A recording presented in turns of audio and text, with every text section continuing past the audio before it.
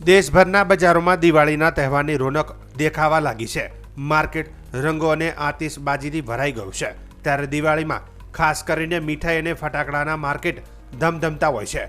ત્યારે આગામી દિવાળીના તહેવાર દરમિયાન વાયુ અને ધ્વનિ પ્રદૂષણને રોકવા માટે ગુજરાત સરકારે ફટાકડા ઉપયોગ, વેચાણ અને આયાત પર માર્ગદર્શિકા અને નિયંત્રણો જારી કર્યા છે। ભારતની સુપ્રીમ કોર્ટ દ્વારા જારી કરાયેલા નિર્દેશો અનુસાર રાત્રે 8 થી રાત્રે 10 વાગ્યા સુધી ફક્ત 2 કલાક માટે ફટાકડા ફોડવાની મંજૂરી રહેશે। વધુમાં મોટા અવાજે ફટાકડા ફોડવા પર સખત પ્રતિબંધ મૂકવામાં આવ્યો છે।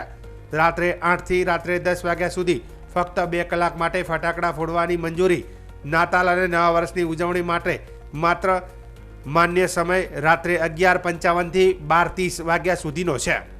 ઈ કોમર્સ વેબસાઇટ પર ફટાકડાનું વેચાણ થઈ શકશે નહીં। દિવાળી દરમિયાન રાજ્યમાં જાહેરમાં ફટાકડા ફોડવા બાબતે સૂચનાઓ જાહેર કરવામાં આવી છે। ગૃહ વિભાગે જાહેરમાં ફટાકડા ફોડવા બાબતે સૂચનાઓ જાહેર કરતા જણાવ્યું હતું કે સુપ્રીમ કોર્ટના નિર્દેશ મુજબ રાત્રે 8 થી 10 દરમિયાન ફટાકડા ફોડી શકાશે। આ સાથે જ વધુ ઘોંઘાટ કરતા ફટાકડા ફોડવા પર પ્રતિબંધ મૂકવામાં આવ્યો છે। તો ઈ કોમર્સ વેબસાઇટ પર ફટાકડાનું વેચાણ થઈ શકશે નહીં તેમ જણાવાયું છે।